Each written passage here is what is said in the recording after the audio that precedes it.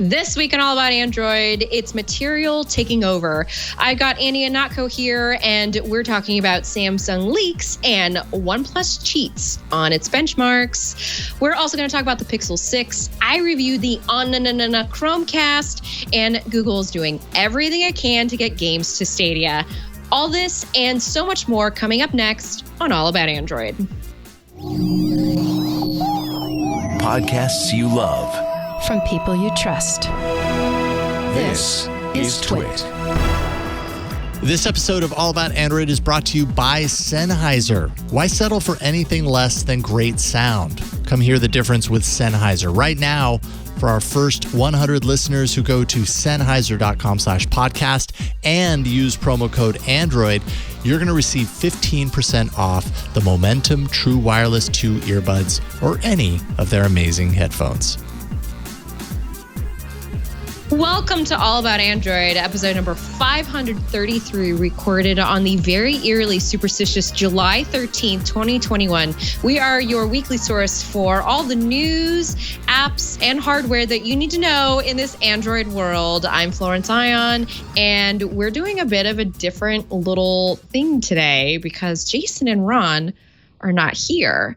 So instead, what I did is I decided to bring my co-host from my other show on another network, Andy Ihnatko, over here into the TWiT network so we can infiltrate it. Hi, Andy. Now, when I used the word annex, I was just kidding. Obviously, I'm just filling in for 1 week. This is not some sort of a distant rumblings of raising the red banner of revolution and having twice as many shows on twice as many networks. Just get that idea right out of our goods. I was just joking. I mean, at the same time, the T-shirts I printed out, just a hypothetical. Right. We had to give Ron a break. We had to give Jason a break. It's that time of year. It's summertime. So they decided to leave me with the keys. And, I couldn't be the only adult in the room. So. Oh God! You just made me think of like they left. They said, "Now we're leaving you with the house and we're leaving you with the keys because we know you're not gonna invite any of your loser friends over that are gonna wreck the place and cause problems." And here you are, having invited your reprobate. Yeah. Andy's on the approved friends allowed over list. He really, parents love him. So that's why Andy's here today. I'm really good at sucking up. You know what, Andy? I love you too because we do a show together on another network. And because you're our guest here today, it only feels fitting that we should tell everybody about our other show on the Relay FM network, Material, which is a Google show. It's a little more about Google, the company, and all the products that come out of the company, more than here on All About Android, where we're very Android focused, community focused. Wouldn't you say, Andy, that Material Podcast is a nice companion? It's a companion meal to the All About Android entree. I would say so. It's an amuse-bouche. I'd say they to each other, or the chef's tasting menu. It's a flight of Google/Android based podcasts. Yeah, I mean, looking through like the show notes and listening to the show off and on, I do realize that the show is, of course, focused on Android. We're going to be talking about operating systems and phones. With Google, when we do a show about Google, yes, we get to talk about the phones if that excites us. But it also, my God, we can talk about internet delivering balloons, and we can talk about people who are being mean to other people and didn't seem to get punished for it. All this sort. We have a much bigger tapestry to weave here. So we're often. I'm excited. I'm excited because I told you. I said, Andy, you gotta get into that inner fanboy. So exactly.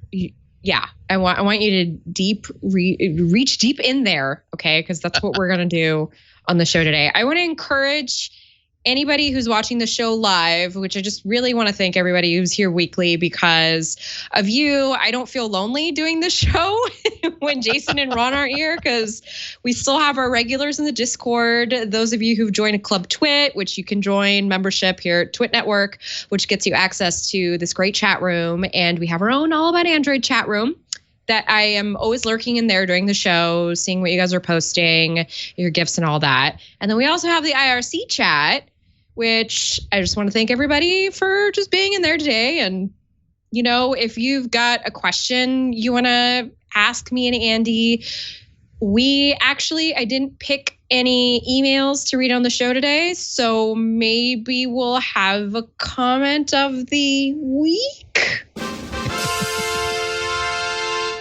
We got to put that tune to use. After all, we paid for the rights, so it's got to go to use somewhere. All right. Before we get to the news, we're talking about a lot of theoreticals today, but also a lot of leaks, a lot of exciting things. So before we get all to that, I need to remind everybody to please go leave us a review in your favorite podcast app. If you happen to listen to us through Apple Podcasts, that's always great because, you know, the reviews there really matter. But if you listen to us anywhere else, you can also subscribe to us on YouTube. We'd really appreciate you. All right, Andy. You ready to do this? I are ready. Right. Let's go, Burke. Let's do this. First segment. Let's light this candle. With material on All About Android, you could say we're throttling up the Android news. So that was Victor. Welcome back, Victor, to the microphone. Thanks, Flo. I'm very excited to hear your voice. It's good to be back in the studio. It's good to have you back. All right. Our top story this week is none other than us just talking about what's coming out from Samsung's camp, because they've been leaking. Well, we can't say they've been leaking specifically. Really, the person who's been leaking these things is noted leaker Evie Leaks, has been leaking on the Twitters about all the things we can possibly expect from this next so-called Samsung event that may or may not happen on August 11th. We haven't had any confirmation of this. Some of the things, though, that have been teased, let's see. We've got foldables. We've got a foldable phone, the Galaxy Z Fold 3. Looks like it's going to be coming in white, green, and black. Ooh, ah. There's also the Z Flip 3, which is going to come in purple, black, gold, and green. And I'm sure is going to be all over Instagram. Because if you go there now, you'll see a lot of really cute photo shoots with it still materializing. There's also images of what looks to be the rumored Samsung Galaxy S22 FE in a white, a yellowish gray, purple, and black. Samsung loves their colors. Thank God. Let's see. Look at that green. That's the yellowish gray. So it's an olive. It's the color of those cars that never existed in that color until 5 years ago, when paint consultants in Detroit went insane. Like this, you think it's gray, but it's actually green. But then you realize it's kind of it's a questionable. It's not a jolly color for a phone. That's all I'm saying. It's utilitarian. Essentially, you would get like a lifted Toyota truck in that sort of finish. So if you're a person with a lifted Toyota truck in that finish, which, by the way, I happen to like, but it adds a bit to the cost of the car. Well, then I guess Samsung's going to be coming out with a phone for you. There's also going to be, hopefully, the Galaxy Watch Active 4. I know we've been talking about what Wear OS is supposedly going to be like when Samsung does it. I don't know if I really want to talk about theoreticals right now, because all we've really got to look at are these theoretical leaks. Yeah.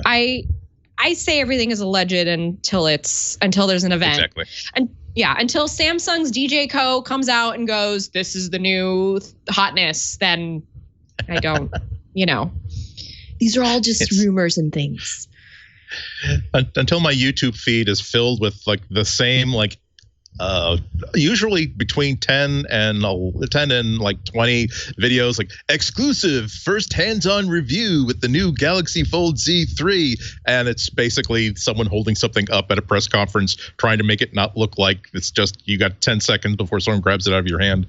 Yeah, but these do look like pretty good renders, and Evan Blass does have a pretty good track record, and if they're truly going to be having an event on the 11th, as is rumored, this is usually around the time when Samsung has to let so many people in on this at this point that it's almost impossible to really keep a lid on everything. So this is roughly the time where you start to I would start to to take rumors a little bit seriously, because it's possible that someone who is not necessarily trustworthy enough to find out about this 6 months in advance had to be told about it 1 month in advance, because they were told how many power outlets they're going to need at the event, and shown exactly what they're going to need to plug into those outlets. Oh my God. By the way, Andy, thing I'm not looking forward to is getting back on the ground to covering these events and not having a power outlet to plug into. I see.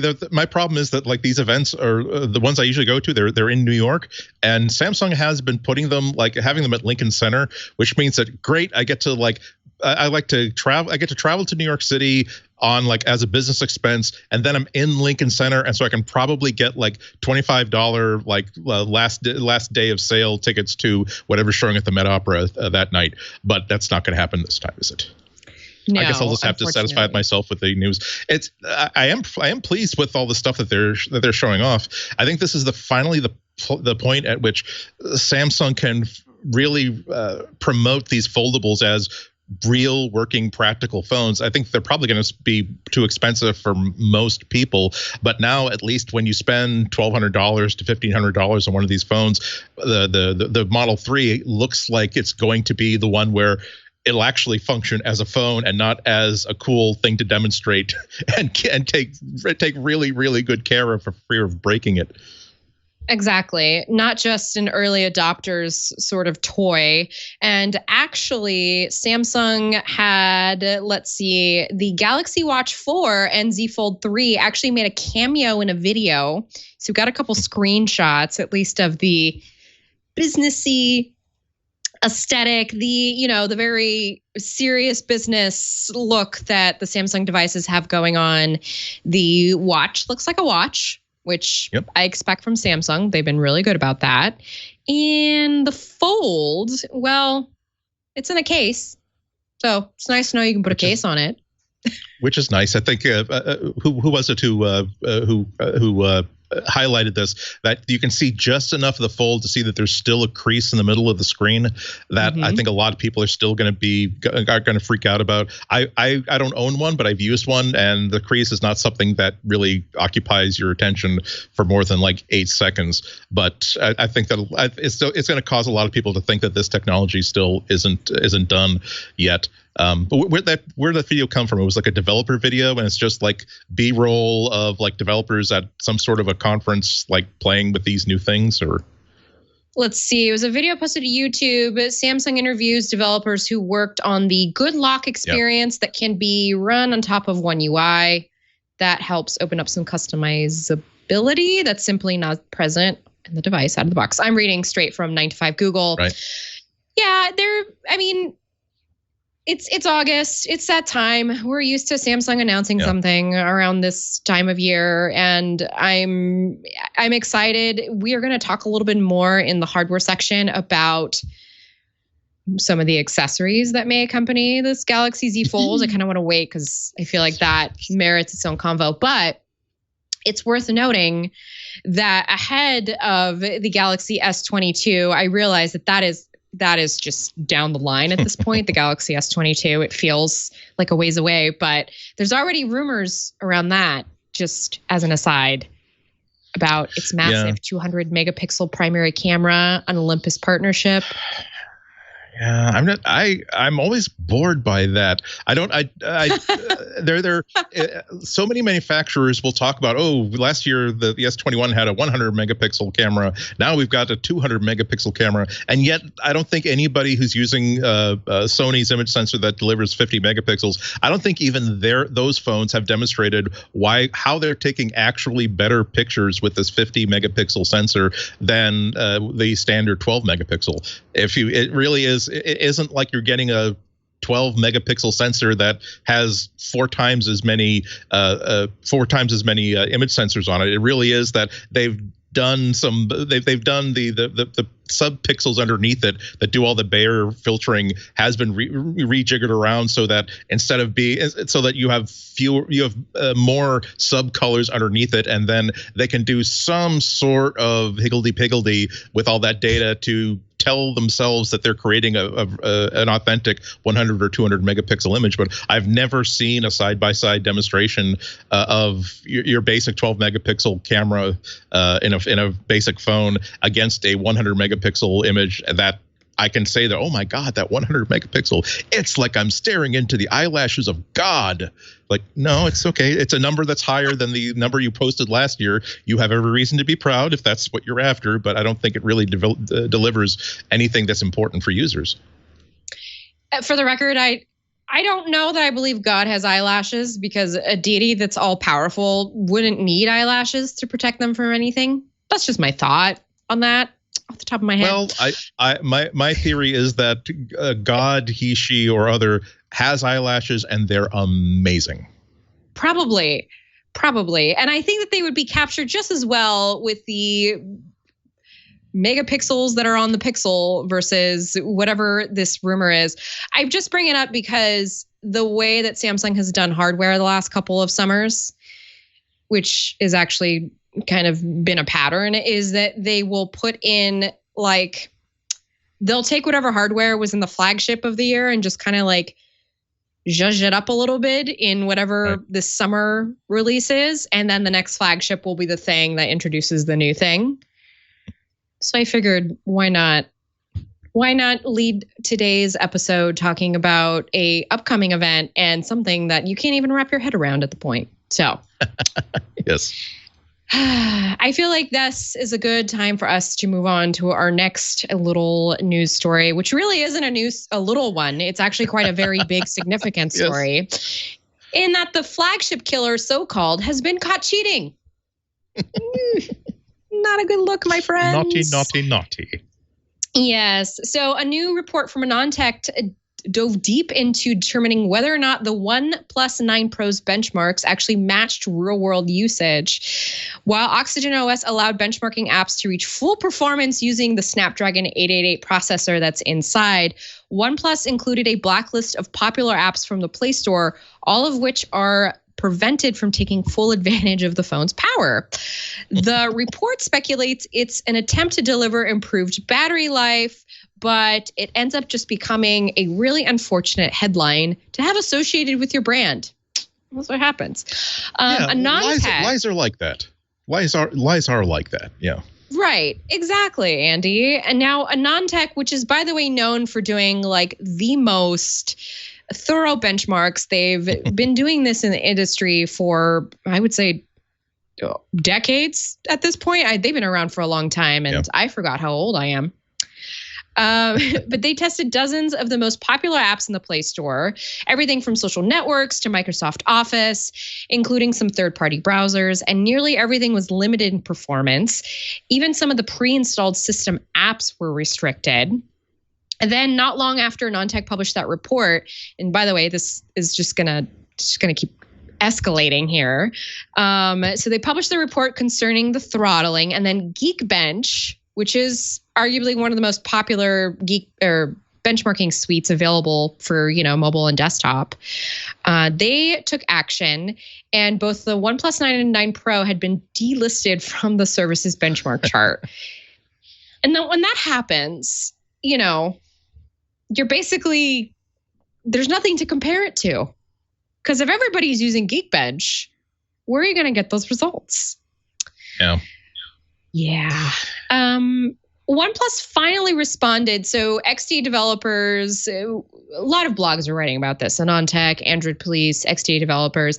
Eventually, OnePlus responded to a question, a query from XDA developers with a specific statement, which I'm going to read in full, and then I'm going to just let it sink for a millisecond.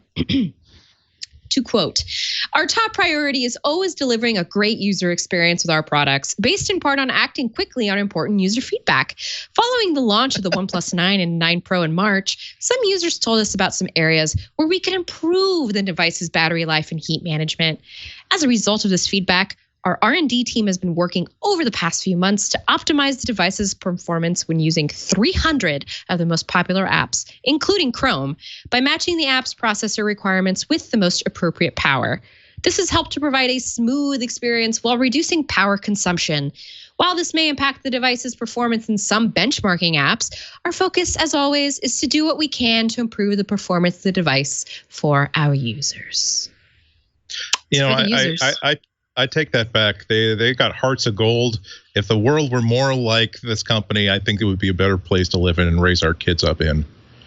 Oh wait, no, that's just total PR speak. Yeah, this is nasty. This is why you don't mess around with benchmarks, because you will fool your basic person who just has like a tech channel on YouTube and just does the same suite of tests on every one and believes whatever they say. Then you have blogs like Ihnatko that they will go deep.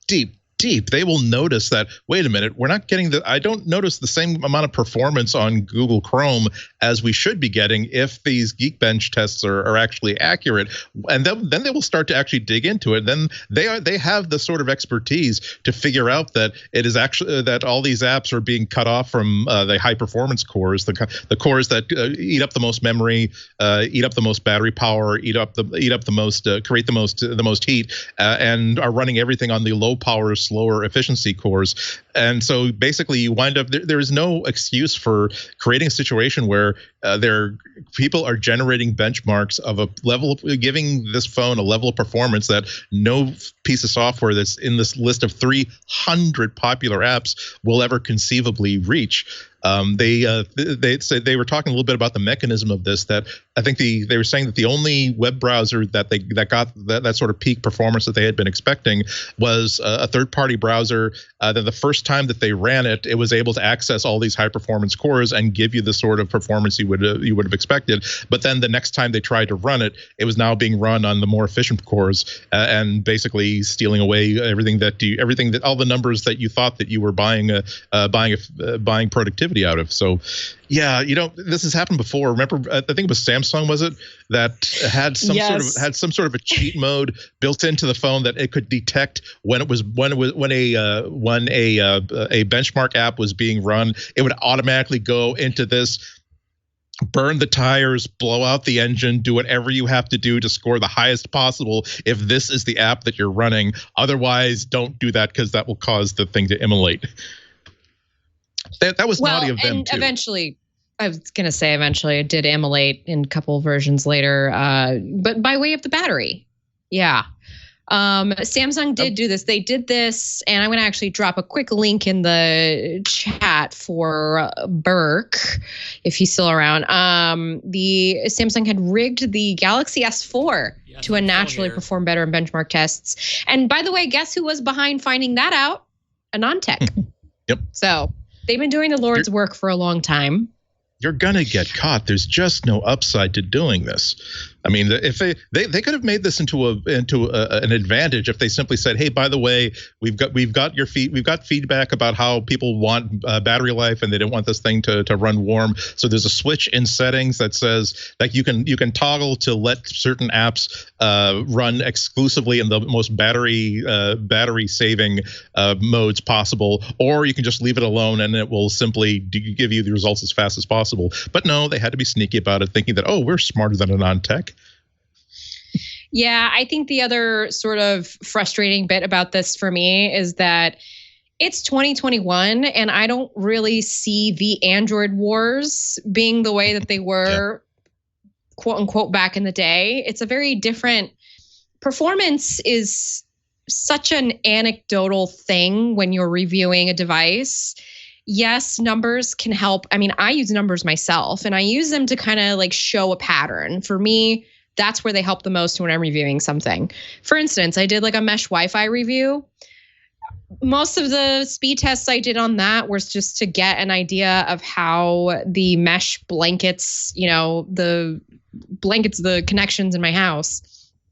But I can't really get a real read out of these things unless I built like an amazing lab, I guess the way Ihnatko has, which is how they were able to find out exactly what was going on behind the scenes.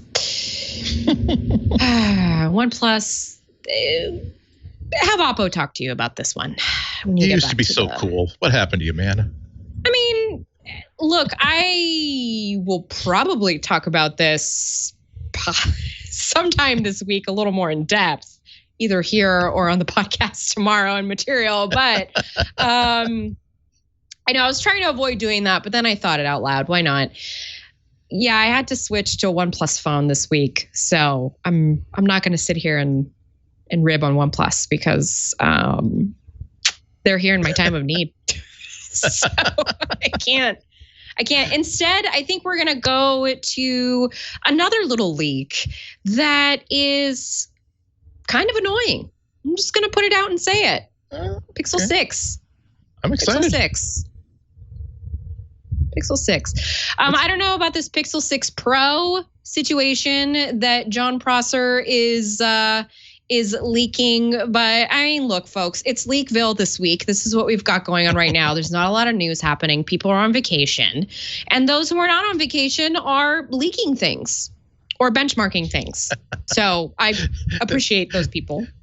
They're resentful about being trapped back in the office while all the big wigs get to go to Tahoe. And so guess what? Somebody's getting a render. Exactly. Now, this render, we've seen it here before. We've seen it going around the internet. This, for those who are listening to the audio feed, I'm going to describe to you the same sort of render / leak we've been looking at of the Pixel 6 for months now, which is this white backed phone with black blocky borders, a giant border a giant bar across the back of the phone, which houses 3 camera lenses and possibly a flash module. And then on top of it is just this orange bar, just orange. No idea what's in there. But it's orange. And apparently this is something we're going to look forward to. Again, it's all alleged. And it's all apparent until this is announced. But some of what has been leaked are the purported specs in the next Pixel 6 and what is called the Pixel 6 Pro. And I guess let's just go through them, see what we could maybe get excited about, which is, let's see, Google's custom chipset, Wi-Fi 6E, support for 5G, 6.4-inch AMOLED screen on the Pixel 6, which, by the way, is codenamed Oriel, O-R-I-E-L, O-R-I-E-L, for anybody who wants to Google that. There's also a rear camera setup, 50-megapixel wide camera, a 12-megapixel ultra-wide, an 8-megapixel front camera, and a very interestingly numbered 4,614 milliamp battery. So beefy. Yeah, 8 gigs of RAM, 128 gigs or 256 gigs of storage running Android 12. Very quickly, let's go through the Pro specs. That's a bigger 6.71-inch plastic OLED. Very interesting. Rear camera setup, let's see, 50-megapixel wide, 48-megapixel telephoto lens, and a 12-megapixel ultra-wide. Wow. 12-megapixel front camera, 5,000 milliamp battery, 12 gigs of RAM, and up to 512 gigabytes of storage. If you don't mind me saying, by the way, that Pixel 6 Pro is apparently codenamed Raven. If you don't mind me saying, Andy, these smartphone specs sound very powerful. I dig it. I really dig it a lot. For a Google phone? It's like Google. I can't think of the last time they had something that really sounded like a flagship phone. They've always mixed practical design, trying to keep the price down. So this is the same company that was able to make the Pixel 4a that is my daily carry, and I have not missed a single feature from any other phone. I'm not bemoaning lack of anything with this Pixel 4a. It only cost me like $400. But this is the first time in a long time they've seemed to have shot the moon, particularly with a camera, because it's kind of a well-known either a point of pride or a point of let's not talk about this, that the Pixel phones have essentially had the exact same camera sensor setup for the past 3 iterations of it, because Google is so invested in, hey, look, it doesn't matter. This 12 megapixel sensor is really, really good. It's good enough that we can now apply our elfin magic to it, our computational photography. We're going to create great pictures through computational photography, not through getting more expensive and more differentiated lenses and sensors. And now they've absolutely gone in the other direction. The idea of the 50 megapixel sensor, which is basically what the stock Sony like 2021 sensor can do. The idea of having a telephoto lens, 48 megapixels, that could be, we don't know whether it's like a periscope lens, so it can do an actual optical zoom, or whether it is just simply a fixed telephoto. But you got my mouth watering thinking about what they can do once they have like a modern up-to-date set of sensors with actual telephoto and actual ultra wide, and then you add on to that the computational photography that Google's been doing. I mean, one of the reasons why I love my Pixel 4a is that I just love what the stock camera app does with pictures. It doesn't matter that this isn't a 50 megapixel sensor. It doesn't matter that on the 4a it's not the Pixel 5. The Pixel 5 has a real telephoto. This one doesn't. I don't really mind it because it just takes really, really nice pictures. So it's got me really excited for the first time in years about what the next version of the Pixel could be, and whether or not I actually want to buy this damn thing. So wait, Andy, do you think that you would? Because where your Pixel journey has been is you've been waiting to upgrade between models. You haven't been been jumping. I think, aren't you on a 4A? 4A. Yep. Okay. I've honestly, I liked my first Pixel was the Pixel 1, which I got. It was overstock.com or something, so I got it like crazy, stupid cheap. And actually, the idea was that that'll tide me over until either I find there's a new version of the Pixel or a new phone that I really, really like. And Pixel 2 just seemed like sort of an incremental thing. Pixel 3, another thing where it was, okay, that's nice. As a matter of fact, Night Shot was the one feature that actually extended the life of my Pixel 1 because it just made things so much better. It almost felt like having a new phone. Pixel 4, again, a lot of really cool ideas, but none of them really paid off. And it was the classic Mark Esterlo dressing down of the entire Pixel team a month before releasing. I'm very disappointed in all of you. The Pixel 4 is absolutely not what we were hoping to accomplish here. So for years, I've kind of had like about $800-900 kind of earmarked for the next really cool Pixel phone or even iPhone that I think would be a really, really big upgrade. We can't say that word on this show, by the way. Sorry. Actually, that was an acronym. It would have, referring to the next generation of iPixel hate other neutral entities. Okay, I like that. You buy that? All right. Not clever, but fast. But yeah, it's exactly. My every time I buy hardware, it's always like it has to either solve a problem or create an opportunity. It has to be a really, really big leap forward for me. I don't like incremental things. I don't care that it's been 2 years or 3 years since my last purchase of a phone. It really has to feel like I have a brand new device in my hands. And for the first time, it really feels like if all these rumors are true, that really is like having a brand new device in my hands. And we haven't even gotten to the other rumor, which is that Google is committed to at least 5 years of software updates for both of the Pixel 6. I think it's like 4 years of OS updates and 5 years of security updates, which is one of the biggest gaps ever that Google phones have had. That you have Apple phones that until Jesus manifests and calls this iPhone home to him, it will continue to run like the latest operating system. It is such a bummer when Google has their announcement and they say, "Oh, and good news, we're going to provide 2 whole years of software updates, and it won't be susceptible to security problems until 3 years after you've released this thing." And like, I take care of my phones. My phones last 2, 3, 4, 5 years. So this is doubly exciting. Yes, I do have to say, though, this idea of a Pixel with a popping out camera module on the back is leaving me. It's a bump, yeah. I don't know about that. Yeah. It's gonna. I guess it's just. Sorry, go ahead. No, I'm sorry. I interrupted. I was just going to say this is going to make case designs kind of interesting.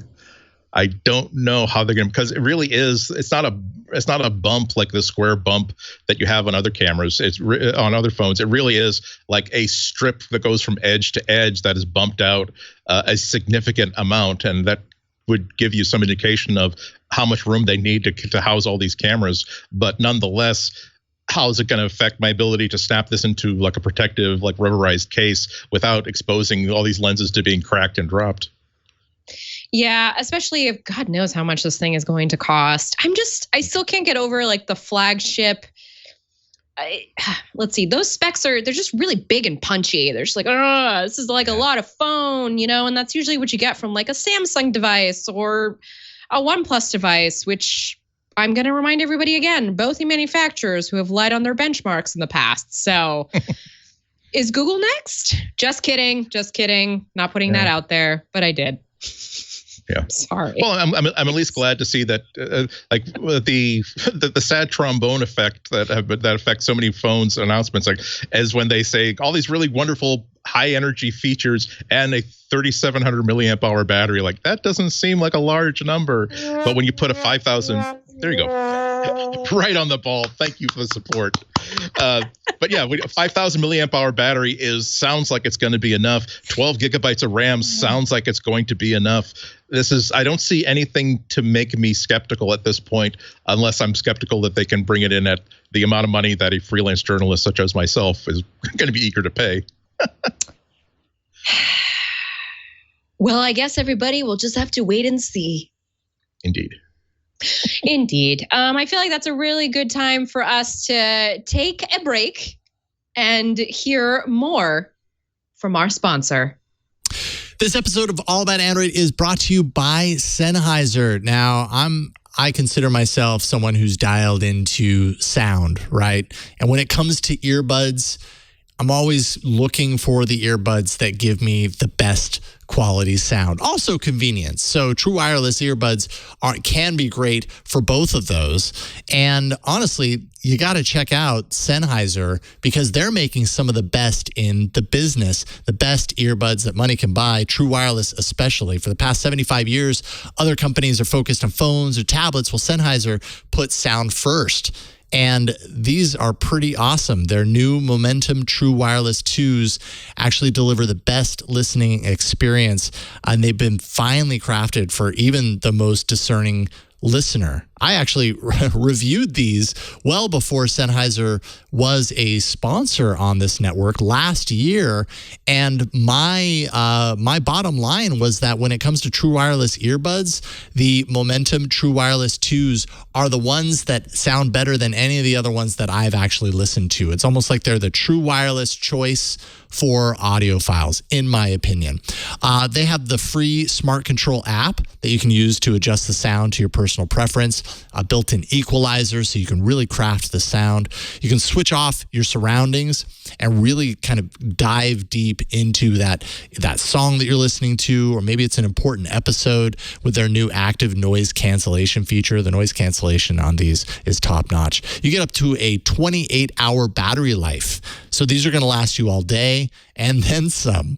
And you can really feel the quality of Sennheiser's earbuds. The minute you put them on, they're built really well and they're super comfortable. They've also happen to have a bunch of over-ear headphones and sound bars, pretty much everything for your audio needs. And that's Sennheiser in a nutshell. They're just a great audio brand. It's no wonder CNET called the Momentum True Wireless 2s clearly superior sound quality to the AirPods Pro and the earbuds to get if you value sound quality over everything else. Like I said, I tried these last year, well before Sennheiser was a sponsor on the network. I tried them, I love them, and primarily I love them because you get the convenience of true wireless, but you get the sound quality that you're really looking for in nice headphones that even audiophiles can appreciate. That's what I found out of the Momentum True Wireless 2s. So why settle for anything less than great sound?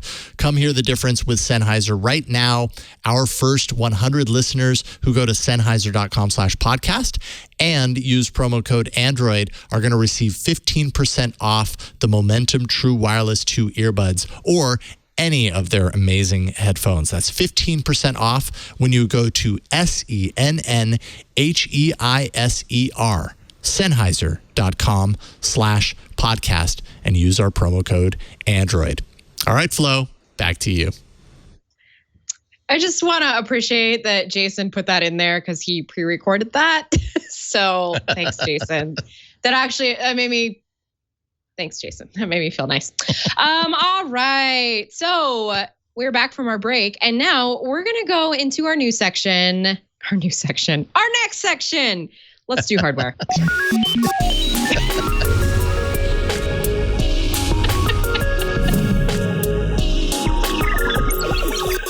All right. And I now love your graphics. I feel like I need to elevate my performance to equal these cool graphics. Awesome.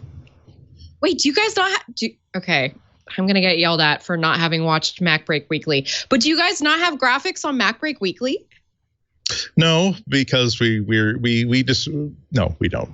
Never complained about it. I just thought it was really cool. Okay. We used to have jingles, but that was a long time ago. Okay. Well, we have graphics, and they're great. I love them. They are. I really awesome. do. Someday I'm hoping somebody will turn our graphics into take the melodies from them and turn them into little vaporwave, chill, lo-fi, steady music. Anybody out there?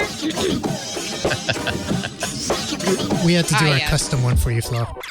Correct. We do have custom ones here as well, Andy, which now I feel kind of bad we didn't make you one. Because really, that would have made you feel really special to be here, and we blew it. I feel special already, and the gift to me is allowing me to participate in your lovely program. I'm blessed as is, grateful and blessed and grateful and mindful. Well, you know what, Andy? I am blessed that you're here to listen to me shill my work on this show, which I do every week. But it's you know that because I shill my work. It's worth repeating. I show my work on our other show too, Material Podcast, which is on the Relay FM network. If anybody wants to go over there and check it out. So at the end of last week, I actually reviewed the Chromecast dupe. So, as you know, for those who watch All About Android or listen every week, you know that we tend to cover the Walmart brand ONN, which is on with two N's, ONN.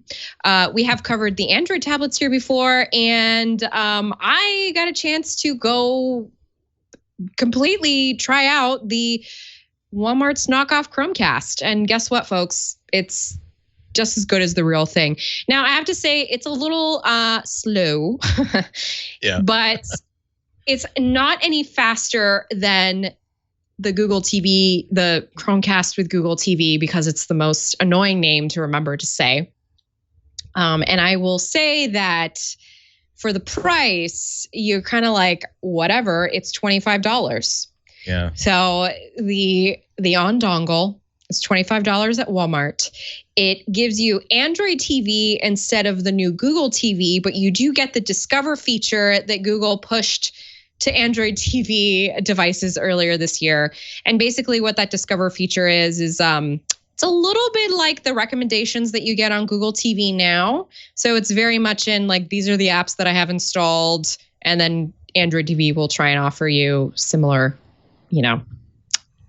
hey, check this out kind of thing. Because this is the positivity show. Tomorrow is the negativity show. So I won't talk about my experience on a recommendation that it made for me that made me think, okay, where was that Gizmodo article I saw about how to take out the app launcher in Android TV and bring in a new one that doesn't give me ads? So I wasn't bombarded with ads on this one, thankfully. However, I couldn't get rid of Disney Plus, and I know that it's apparently sacrilege to not pay for Disney Plus, but I don't, because quite frankly, I don't need it. I actually don't watch a lot of Disney properties, and the ones that I do, I watch on cable. Yeah, not gonna. Well, okay, moving on. You don't need to apologize for watching shows on cable. It's some of us are fundamentalists. I'm just afraid because I'm thinking in my mind somebody's yelling at me, but you need to watch Loki, you need to watch this, and I'm like, yeah, I get it, I know. Flo, I'm with you. I'm the same. I just maybe they just appear to me on thumb drive somehow magically. Yeah. Exactly, Burke. You said it. All right, so let's go back to this ONN device. Yes. I really want to tell you that if you've got like a secondary screen around the house that you just want to add Android TV, to it because you want to stay inside the ecosystem, you're already paying for YouTube TV, and as we know, YouTube TV, it's kind of pricey. It's $65 to the base price now, and if you want to add on let's see, an HBO bundle like I have, I'm paying $80. If you want to add on, I wouldn't pay for the 4K extension if I were you, unless you have another 4K device in your house. This device is not. This is a 2K device. So you're only going to get a max 1080p output on it. So again, it's a secondary screen device for $25. It comes with a remote that's very chunky compared to the one that you get with the Chromecast with Google TV. I actually like the remote, which I understand aesthetically. It's like not it's a very busy looking remote. I mean, it's crammed to the gills with buttons, which, by the way, reading at night, I think I read this on 9 to 5 Google, you cannot use the button remapper app to actually remap those buttons at the bottom. So the YouTube button, the Netflix button, the HBO Max button, and the Disney Plus button, they stay as is. Can't do anything else with them. There's also a watch list button, which is interesting because Android TV doesn't use the watch list functionality. That's a Google TV thing. I did ask Google if they would be pushing an update to these particular brand of devices from Walmart. I didn't get an answer besides this has the new Discover feature. So that's kind of where we're at right now. But otherwise, the reason I like this remote is because it's not just a reused Daydream remote that like how they added to the Chromecast and Google TV. I don't know. Yeah. Andy, there's so many of these on the market. Yeah, and the fact they've got this in Walmart, the fact they've got this at $25, it really is almost like it's. I'm sure that most people will really enjoy having something that cost more than $25 on the big screen inside their living room. But for the kitchen, for the kids' room, for the rumpus room, for the whatever, that's really, really cool. The only I read your review, and the only thing that stuck out at me was that you did notice that it was kind of slow to respond, but not horrifically slow. The one question I wanted to ask though is like, how much storage is on this device? So how many apps can you actually install on this? Because I have probably I noticed that on my Google Chromecast with Google TV. Yes, it's a horrible name. I actually reached my limit of installed apps pretty quickly because I have music services, video services. I also have some apps that connect to my media server in my office. So I have like streaming apps that probably aren't part of Google's plan.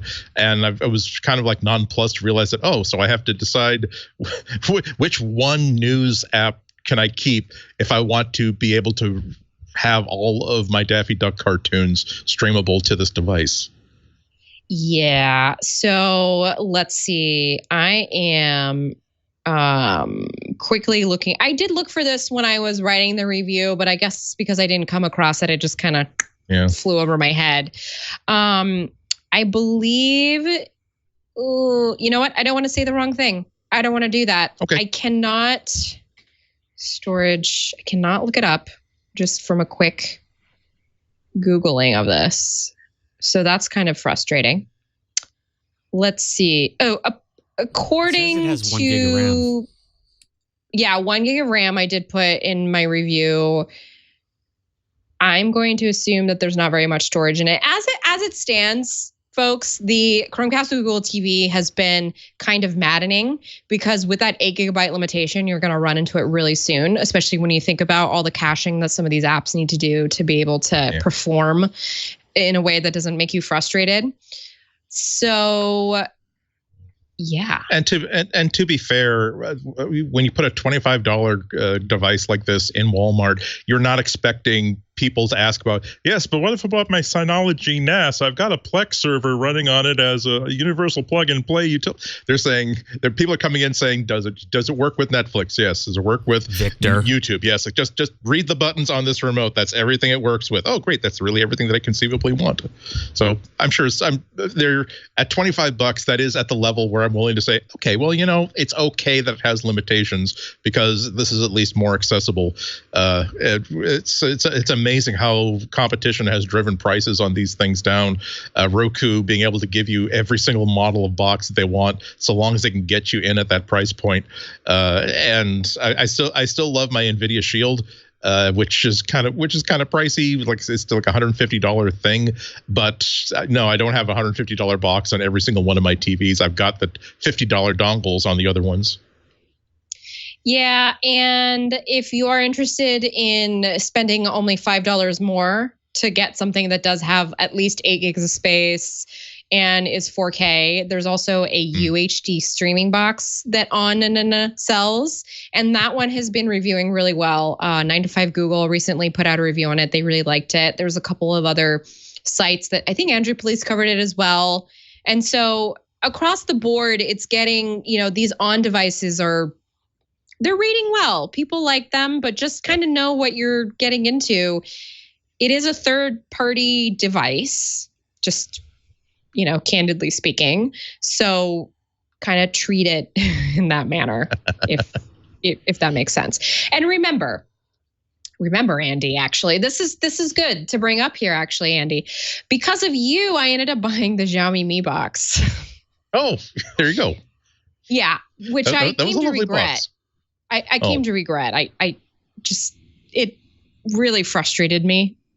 Yeah. Oh, the problem was that for some reason it wasn't getting a particular software update and it was doing a lot of ghosting, which was very frustrating.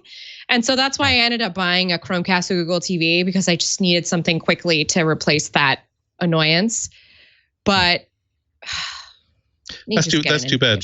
Mine worked fine until I replaced it with the Google Chromecast, Google Chromecast with Google TV, and there were enough advantages of the new Google device, particularly in how easily it works with like Bluetooth devices and Bluetooth audio, that it wasn't even a consideration to switch back to it. But I still have it somewhere. So it's in the drawer of misfit streaming boxes next to a couple of different Apple TVs. I just want to say it is very hard being in the chat and doing this live show at the same time. You guys cannot tell an editor to edit something while she's doing a live show. I'm just teasing. This is why we don't I'm look just at teasing. That.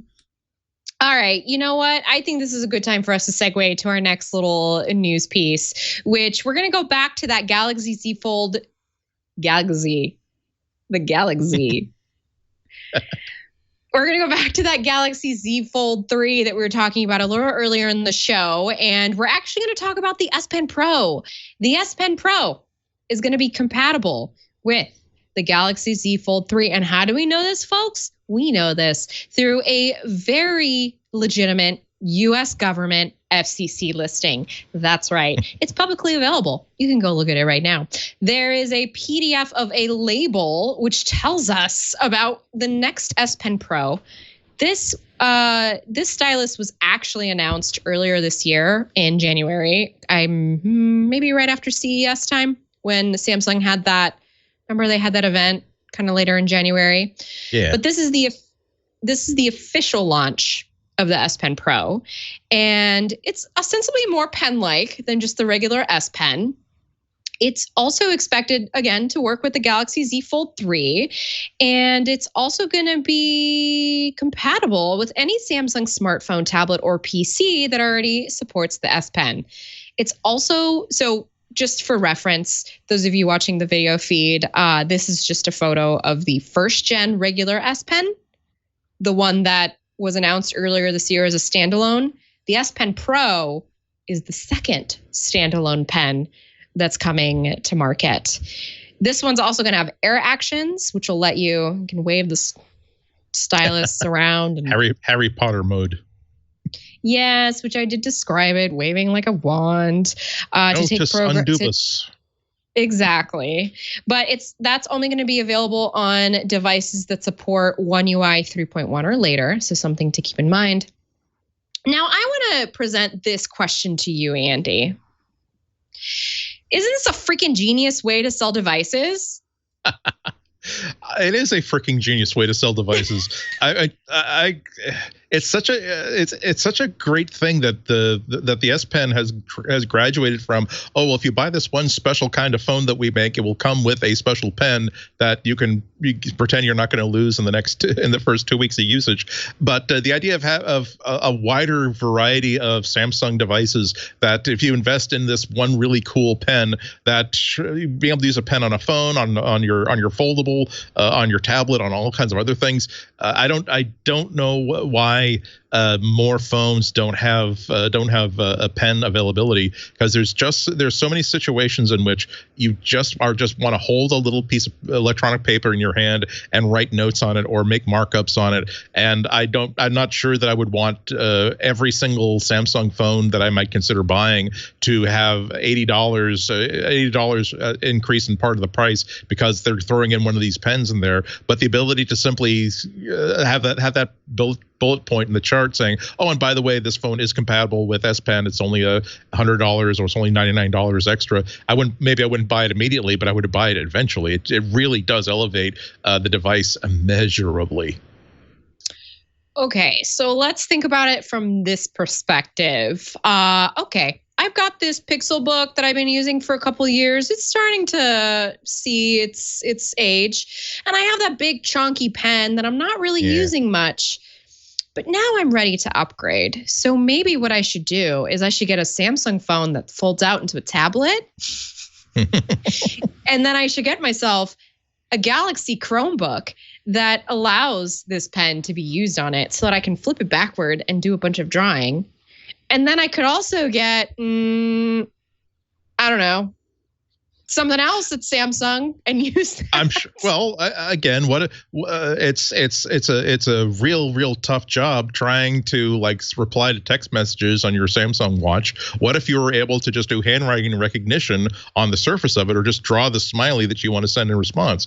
It's almost like you're saving money. It's almost like you're making money by not having to buy extra pens with each new device to replace all of your devices with one unified system and be able to buy just this one pen. I encourage you to do that.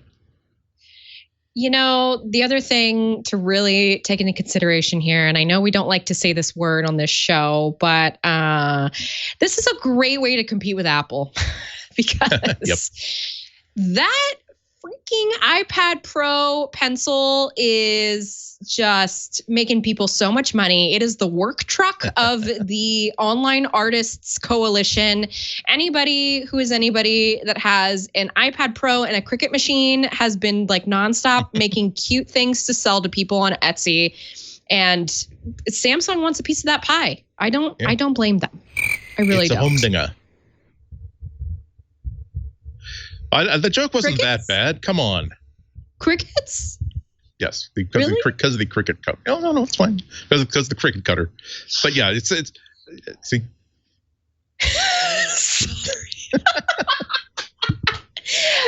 You know what, guys? The joke completely flew over my head because I have been wanting a Cricut for a long time. So when I think of the word, I immediately think of the printer. Yeah. If anything, it's an anti-printer because instead of laying ink down, it actually removes paper, removes the substrate. That's true. So it's like in the Bizarro universe. It is the image writer printer. It is, and I got to tell you, there's some really cool how-tos where you can make paper craft toys for kids, and that's part of the reason why I was looking into getting one. I'm like, ooh, I can make stuff for Mona. It's very tempting. It's very tempting. Yeah, a PR person asked me several months ago if I wanted to try out a Glowforge, and I said yes, I very much would. And then I have to do this undignified thing where it's been 3 months since I've heard back from them saying, yeah, I was just thinking that summer would be a really good time for me to have that Glowforge in my house because I have enough time since I'm staying at home to really give it a good test. when actually it's just like, okay, I want to make a lightsaber and I want to make a napkin holder that has a profile of Lieutenant Columbo from Columbo on it, and I want to get some metal, and I want to make a money clip that looks like Gordon Gekko. It's like, I would. Okay, and I'll probably burn the house down. Start making Columbo merchandise, you absolutely have to start making some for me as well. So I just need you to know. And you need to give me the second one, because I know the first one will have a couple of mess ups. So that's your first one. You can keep that one. So you gotta give me the second one. So it's perfect. I would not dog food any of my Columbo merchandise on you, Flo. We've been through way too much together. That's incredibly kind of you. And that's why I keep doing another podcast with you. So all right, we're going to move on to another little bit of OnePlus news. This one I just tossed in here because guys, I know that OnePlus is not, didn't make us very happy at the beginning of this episode, just kind of fibbing here and there. We're very disappointed in you, Nord Plus. Yeah, but here's the thing is that they're really trying to do something with their phones here in the US with this partnership with Oppo. I'm expecting to see more of a maelstrom of models coming through since they have the financial and I guess technically the physical backing. The OnePlus Nord 2 is the next rumored phone that's sort of like making the waves. And that's tipped to come with a 50 megapixel main camera. The sensor will reportedly be the same as the one that's used for the OnePlus 9 and 9 Pro ultra-wide camera. And OnePlus is expected to announce this new phone on July 22nd. So looking at the clock, what's that, 9 days from now? Could be getting a new phone that has a pretty big sensor. I mean, that's a good way to sell. The Nord line, I know, is supposed to be more of like a mid-range, low-end sort of situation. So I don't know, Andy, do you think that there's a value OnePlus pushing its own mid-tier products? I'm really not sure. I'm glad to see someone flying the flag for the $500, $600 price point. I mean, Motorola seems to have taken exclusive territory of like the super cheap but still pretty good phone range. I'm still a little bit sad that when you get to the flagship line, now $1,000 is pretty much the expected and not the exception. But if Oppo can make something that is can increase the table stakes on a good $600, $650 phone by upgrading the camera by this amazing amount, really the only thing that I wish that I had on the 4A were I don't miss not having a telephoto lens, but it would be nice to have it. And that's really what people are using these phones for, social media and taking pictures of their kids and their lives. So if they want to, people are not going to miss having not having the most powerful processor in a handheld. They are going to miss having a camera that isn't as good as what most people are getting with their basic $600, $700, $800 phones these days. Yeah, I think I know that OnePlus has also been launching different Nords for different regions of the world. So I guess I'm curious if this is going to even, let's see, make it here in the US. Yeah.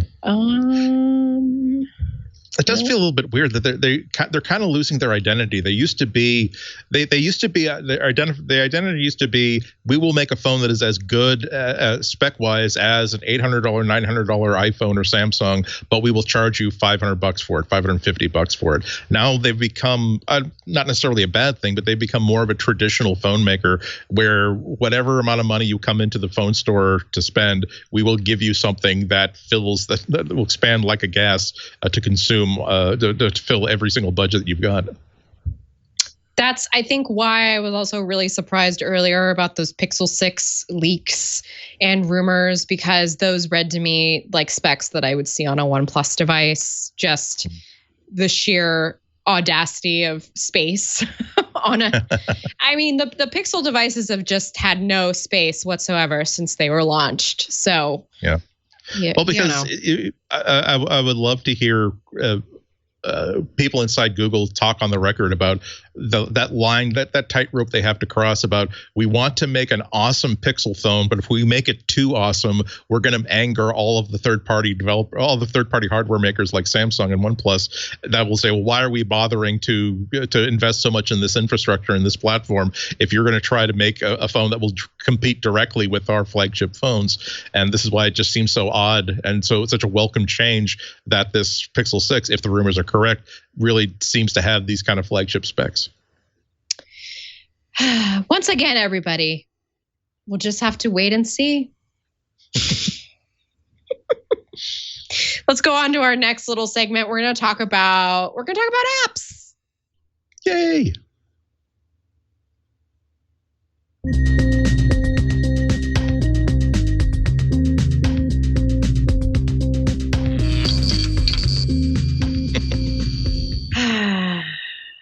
So, Andy, I don't know if you were aware, but this week there is a game summit happening. I thought I sensed a disturbance in the Monopoly force. Actually, this week Google is hosting the Google for Games Developer Summit 2021.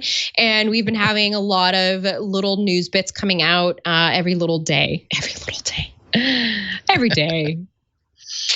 It's nearing the end, so now here goes my speaking ability. Here's some interesting news. So if you play games on Android, you will be able to minusculely download a game that much faster in the next version of Android. So Android 12 is going to use a new play as you download feature. It's not quite ready for the public, but when it does go live, it's going to work a little like those Android app bundles that we've been talking about, wherein only the important primary assets of the game are going to get installed first to your system so that you can basically jump in and play.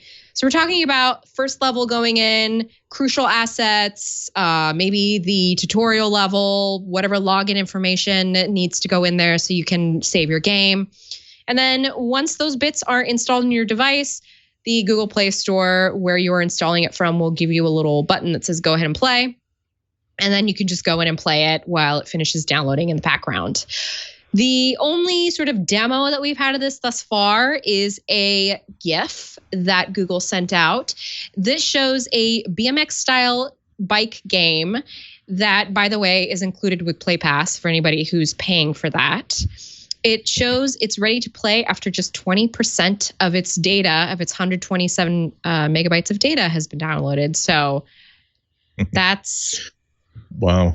They must have some incredibly compelling data showing this is the point at which someone who opted to download an app, how long are they willing to wait before they kind of give up and they move on to something else versus how long are they willing to wait to actually go in and start playing the game? They must have had some data that says that we are losing money by not getting while people already have like their impulse their impulse control lowered by installing this app. We need to keep them in that mood by the time we add in-game purchases into that play. Yeah, I also just kind of feel like this is another way to trot out the bundling effect that's going to be going live in Android 12. This idea that the Play Store is going to be kind of the gatekeeper for not just apps, but also games. And so this is a way to kind of like, look how much space we're saving. Look how much time we're saving for you. But on the back end, it creates more of a reliance, again, on the Play Store to deliver that kind of experience. Yeah. I said that I'm curious to see, have they shown anything about this new game dashboard that they're going to be adding to Android 12? Sort of like a separate launcher, separate like game space to launch your game collection from. It's possible I missed it. I didn't see any particular screenshots. Oh, wait, I think I did actually. Ooh, I have to go dig into some links, but I'm not going to do that on a live show.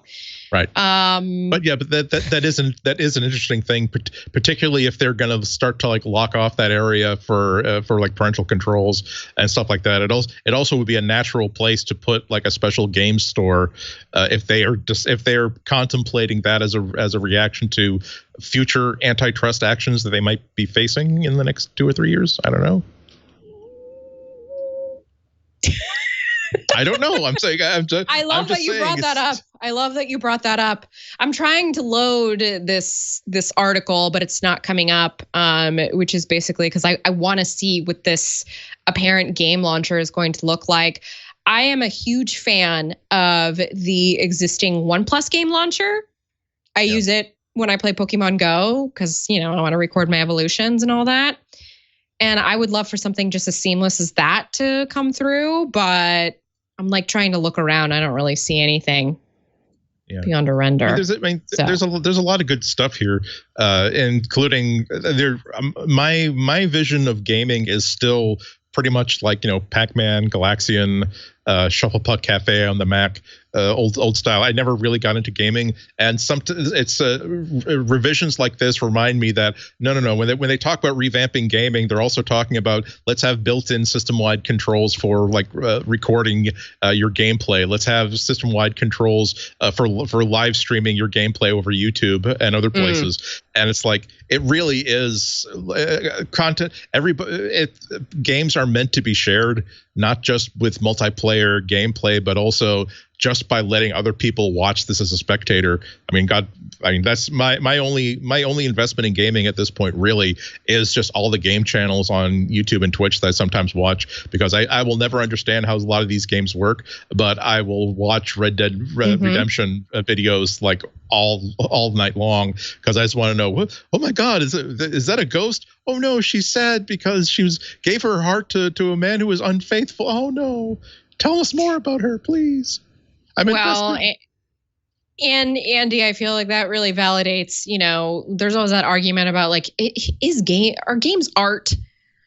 Which is like, listen, they can be consumed in so many different ways. You don't necessarily need to be a player. You can be a spectator. Right. And at least including these sort of features in the Pixel launcher makes the Android platform a little more game centric, whereas before it was really relying on third parties like Samsung and OnePlus constantly touting the gaming performance of their phones. Yeah. Samsung came out and was like, look at us, we're going to have a Fortnite exclusive. You can only get it through our app store before everything else, came through that. Yeah, when you learn that there are models of like water cooled phones, that's when you realize that okay, so a lot of people are pretty serious about this gaming thing on mobile devices, aren't they? Yeah. I feel like this is a really good time for us to actually go into our next topic related to gaming, which is a little insider business, but it's pretty key considering the news in Stadia lately. Yes, I'm talking about Stadia. We're talking about games on Android. Well, here's one way Google's been trying to get them on there for you. Now, Google actually announced today, in part of its sort of day 2 of the games conference it's putting out, that it's working on several moves designed to attract more games and publishers to its streaming service. Yes, I know we're still talking about that. So beginning in October, Google will take only a 15% cut of the first $3 million in revenue for each new game on Stadia. Assuming the industry standard 30% cut, that basically means publishers stand to make up to $450,000 more per game before Google's cut reverts back to the standard at the $3 million threshold. That's a lot of money. Yeah. Yeah. It's kind of wild to think that somebody could make money but that's the dream, right? The more generous deal only applies to newly signed games, however, that are coming on Stadia from October through the end of 2023, which means that publishers that got in on Stadia early are actually going to miss out on the increase for their legacy titles. Google will also more directly be giving publishers a cut of the proceeds from the games Stadia offers as freebies through its $10 a month Stadia Pro subscription. A full 70% of Stadia Pro revenue will now be shared with the publishers of any new titles that come into Stadia Pro starting this month. That revenue will be divided up among publishers based on the number of session days. That is the daily active users per day logged on each title among all the Stadia Pro users. And as I'm reading this news today, Andy, I'm just thinking to myself, what happened to all those people you hired in Canada to help you with the games? Yeah, they kind of left, didn't they?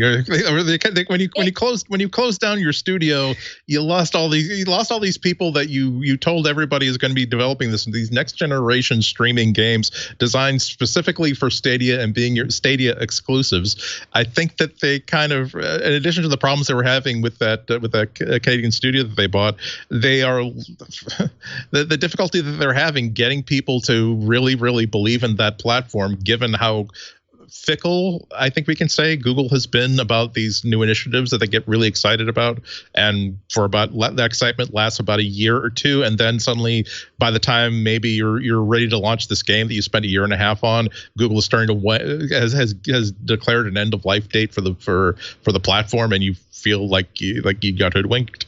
So. Yeah, it's definitely better terms than they've ever seen. But boy, this is a competitive space.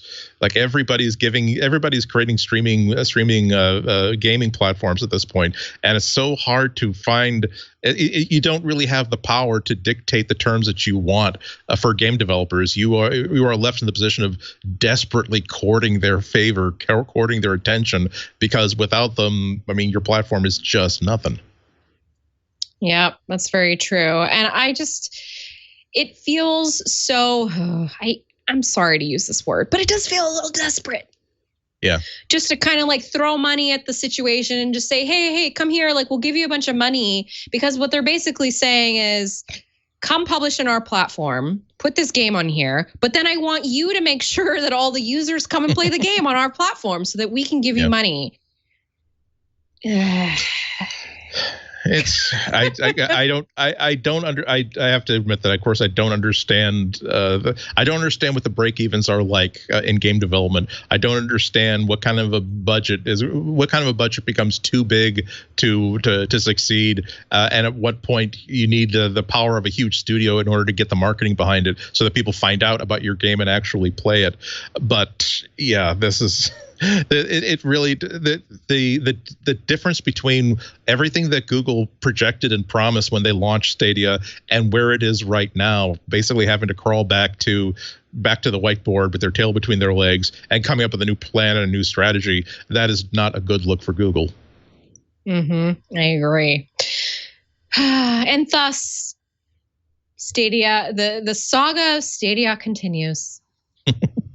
Yeah, I keep getting tempted to buy a Stadia controller and just try it as a game platform. Not even just as a person who's wanted to get into gaming, like in a serious, get into real gaming without having to buy a $500 console. But every time I think about that, I think about, well, Xbox's package is much better. It's much more valuable. It has more titles that I recognize and kind of would want to check out.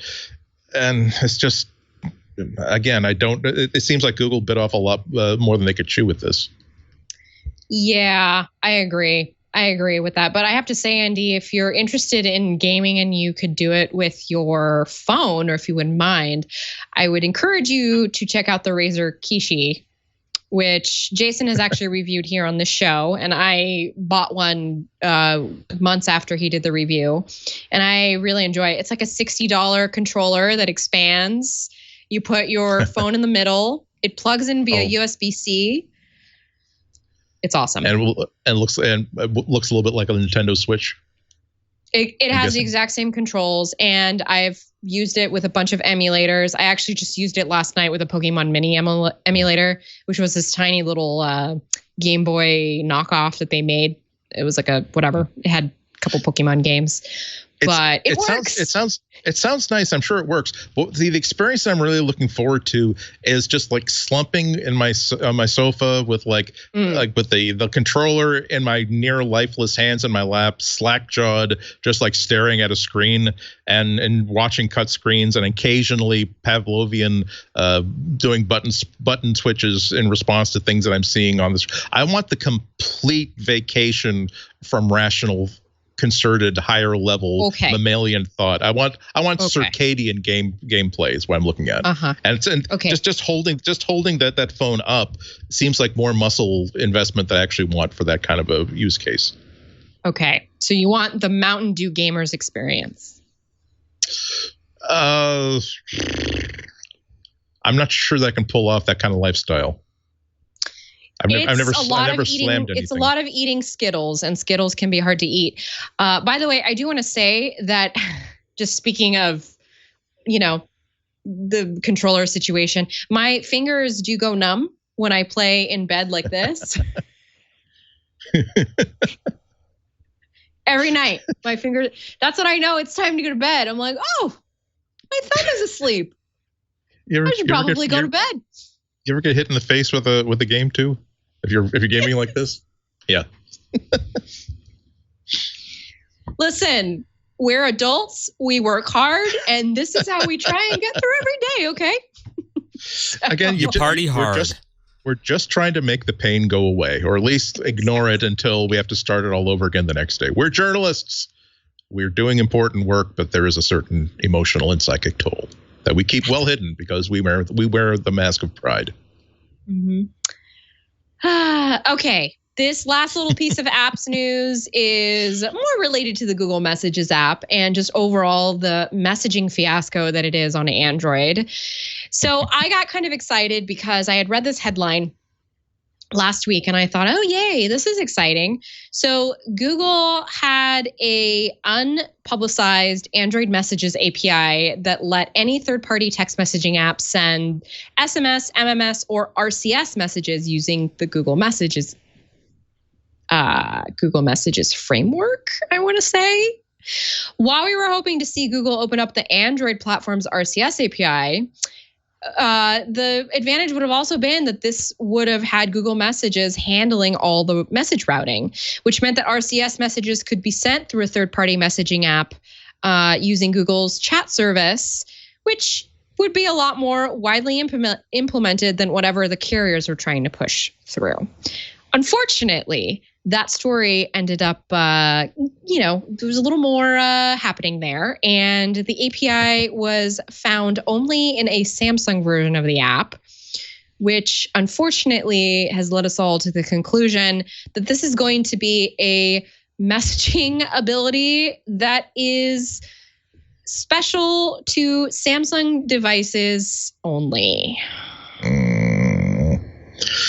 Yeah, it's sad because messaging on Android has just been such a mess for so very long. You would love to see Google take that kind of leadership position by saying that, look, we will give you all the transports. If you're creating a messaging app, we will give you all the high level and low level transports you need to make that happen, and then you can put your own spin on it however you want. But users will have a consistent, standardized experience, and they can be assured of a certain level of security, and that their messaging apps are going to have the right permissions to access battery, access location, access everything that they need. But I will look at this optimistically. It is another interesting thing that, remember just a few years ago, we were talking about how Samsung was just sort of like putting one foot out the door by creating their own like competing operating system and just basically possibly saying goodbye to Android and keep making people who were buying nothing but Samsung phones now switch to a completely Samsung app ecosystem and everything. And now Samsung is essentially handling their wearables business. They're getting all these special permissions for messaging. There's so many, just in this show itself, we've been talking about all these special intimacies that Google is forging between Samsung. It's almost as if like Google has made an offer for Samsung's phone business. I'm sure that hasn't happened, but they're working so closely with one another right now that that's not something we would have predicted a few years ago. Yeah, I agree. So there is a little more information about this. As shared through XDA developers and confirmed actually by 9to5 Google's APK Insight team, the API that is used on the Samsung app is an external messaging permission only present in Google Messages that is specially tailored for Samsung devices. It digs into Samsung's call and message continuity app, which finds numerous references to Google Messages external messaging API, directly linking the two apps. So it's possible that Google created this permission for the express purpose of Samsung's continuity service, whatever it's going to be. And we just don't really understand the whole picture because this is not something that's been announced. But let's see, digging further into the code, they found that it currently uses an allow list system, meaning it's not intended for use by just any app that asks for the permission, but it's possible that Google could allow more apps to send RCS messages down the road. For now, I wonder if this is just going to be one of those, and now with the new Samsung flagship, you get this new Android messaging situation. Yeah, or maybe they're going to use this as an extra carrot to sort of keep handset manufacturers sort of convinced that, hey, look, if you play ball with us, if you don't install any competing app stores on your devices, if you don't install competing music streaming services or video streaming services, we will do all the heavy lifting for your great Messages app that will work internationally with iMessages like functionality. There's a lot going on that I don't understand about this. It can't just be about Google and Samsung sitting in a tree, KSSING. First comes love, then comes marriage. That poem really subscribed to gender roles. That's true. But it's best put behind glass. We can observe it academically and as a historical relic. You're right. Exactly. Right. I think that's about it, Andy. I think that's it for our news for this week. I feel as though we've discussed news. We did. It's actually been kind of, if I sound distracted, it's because I'm scanning right now. I do want to say that I had asked if anybody had a question, and nobody tagged me on a question. So I decided that I would pick my own comment of the week, as we're calling it. Excellent. And Burke, whenever you're ready, I would love to present the comment of the week. There we go. So our comment this week, I just made it up on the spot. I'm on tenterhooks. Exactly. So our comment of the week comes from the IRC chat, and this one actually comes from Virgil. And I want to thank Virgil for reminding Andy that he can play games with the NVIDIA Shield and a Bluetooth game controller. Yep. I do have the game controller. I often use it when I've lost the remote and I have to plug something into USB just to. Yeah, You have one already? Oh yeah, but it's like I don't know which. I have to learn about this. I don't know which game store I want to use. I don't know whether the NVIDIA store has all the titles that I want. I don't know if I'm on the hook for more titles later on. I like the Microsoft, the Xbox version of, if I just give you $10 a month, I get to play like with any. I get to get bored as quickly as I want and switch from one game to another without having to give anybody another $63. Yeah, that's a good point. But okay, I know you're just talking a lot about Stadia. I haven't looked at it in a while, and thank you, Virgil, because I need to check that out again. That's a good reminder. Yes. Well, that's why, Virgil, I wanted to give you the honor of being our comment of the week. Thanks, Burke, for helping me facilitate that. I appreciate it. All right, I think. I think we've done good. Yeah, somebody made a comment that a comment of the day would actually make the chat more interactive. I will talk to Jason and Ron about that. It is a little easier to monitor chat rooms when we have three folks at the helm. But like I said, I was not about to toss Andy into doing any work except being here as my guest and helping me do this show. So Andy Ihnatko, thank you so much for taking your time. More time than you usually spend with me during the week. No, this is wonderful. My other show. I was so happy to be asked last week. I've been looking forward to this all week, and it didn't disappoint one bit. As a matter of fact, I almost, like, as one small crossover thing, I almost like bought a cake and decorated it with, show 533, because oftentimes on every time we've had like a big occasion on the other show, like the 300th episode, like I will buy a nice cake at the bakery and have it decorated, and Flo is welcome to share it if she wants to come over here to New England for a slice. And on the off chance she's not going to do that, then I eat the entire cake myself over the next 3 or 4 days. So this would have been a great excuse to actually have a celebratory cake that we're now meeting on another network. But I decided that I needed to be more of a guest rather than a person who grandstands. And now I don't have cake. I'm regretting that right now, because right now I would be enjoying some cake.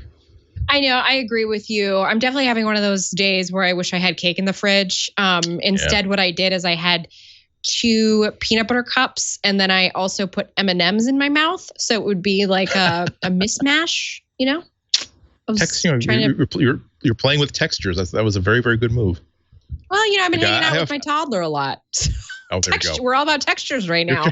Textures and grabbing things and putting it in your mouth. Those are very, very high on the toddler list of priorities. So much. Also, apparently grabbing the keys of the Subaru and trying to leave the house. Apparently that's a thing that they do at 16 months. Be careful. Watch your kids, folks. Andy, you know what? I feel like this is a good opportunity for us to talk about our other show and remind people that we do the Material podcast on the Relay FM network when we're not doing our respective shows here on the TWiT network. Yes. Yes, it's fun. Go to relay.fm/material. That's the Material podcast. And like we said earlier at the top of the show, this is all about everything that has to do with Google. So it can really be about pretty much everything, because they control every aspect of our lives, and they've got their filthy fingers in the tills and in industry, politics, culture, and everything else. So sometimes it's a lot of fun. Sometimes we have to talk about sad things that make us angry, but it's fun. Anger is a valid emotion, just like Mr. Rogers would say. Sometimes you have to own your anger, as long as you don't channel it into inefficient and destructive places. We sometimes every couple of weeks have to channel it into a section of our podcast. So, agreed. But it's fun. It's fun. It's fun doing it each and every week with you, Flo, and that's part of why I was looking forward to doing the show again, because it's another chance to get to talk to you for another hour or two. Exactly. It's just been me and Andy hanging out today. So I thank everybody for being here. I thank you again, Andy, for filling in for Jason and Ron. However, Andy, before I let you shill your wares, we still haven't come up with a bit that we can continue Material tomorrow. Well, I mean, it's really too bad, because wait, what's that?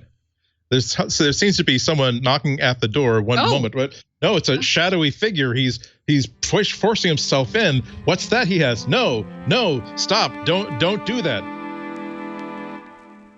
Find out tomorrow, or actually Thursday, on this week's Material podcast, who it is that was at Andy's door.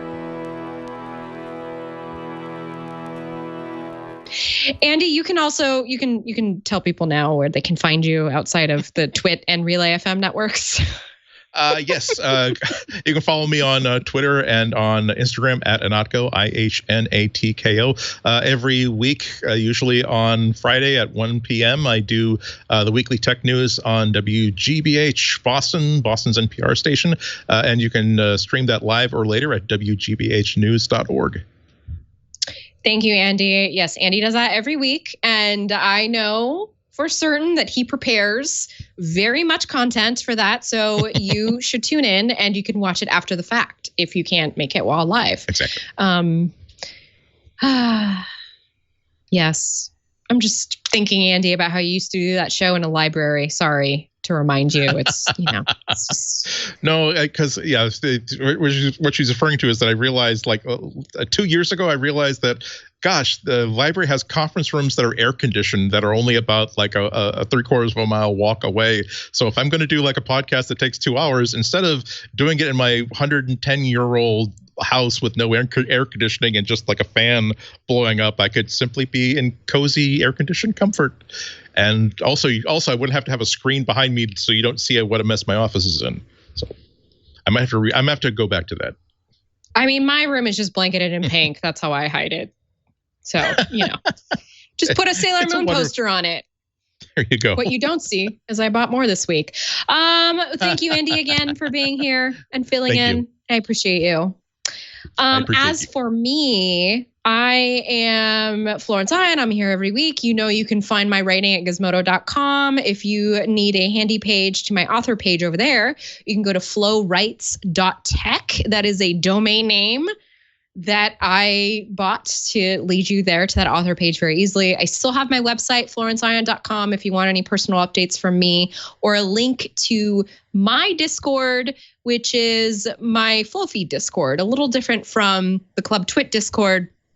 If you join us over there, I have feeds to everything that I publish, including All About Android, Material Podcast, and all the blogs that I publish on Gizmodo. And also we have a very nice bustling community with some folks that you've probably seen in Club TWiT. So come hang out if you're interested. I also want to thank Burke and Victor for being behind the helm and helping me today. Thank you guys. No problem, Flo. I think that's just when we talk. You're welcome. We where hit did our you guys heads trying to get to the microphone. Oh boy, I missed you guys, and I can't wait to see you in the studio soon. I really do miss the studio, but it's on the other side of the Bay Area.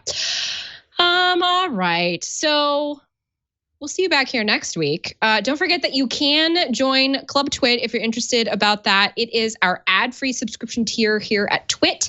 It gives you all shows with no ads. You get your own special little feed in your podcast catcher of choice. It also, again, gives you access to the Discord and some extra content. Sometimes we do bits here after the show. If you want to stay around and hang out, that's $7 a month. You can find out more about that at twit.tv/clubtwit.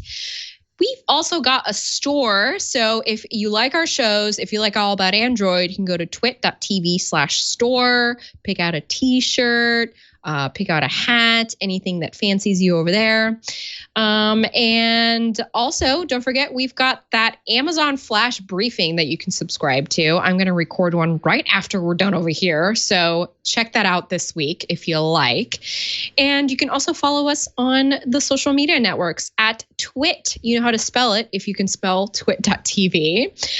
That is absolutely it from us here at All About Android this week. I want to thank you all for being in the chat room. I want to thank the Discord for the funny little gifs you all were posting. That was fun and distracting, but we did it. We came to the end of the show. You can subscribe to us wherever you get your podcasts. We're also on YouTube. We publish every Tuesday evening. You can find all of our shows at twit.tv/AAA. You can also, don't forget, leave us a voicemail at 347-SHOW-AAA. No dash, just AAA. And you can email us at AAA@twit.tv. We will see you next week on All About Android, everybody. Until then.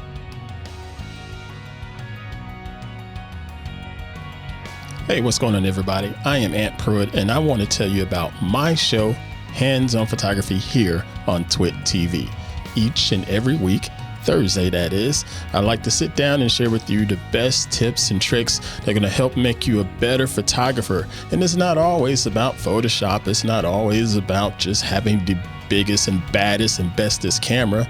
It can be the simplest of things, like leave your eye open when you're looking through the viewfinder. All of these simple tips can really help step your photography game up. So subscribe to the show today. That's twit.tv/hop. And I look forward to talking to you soon.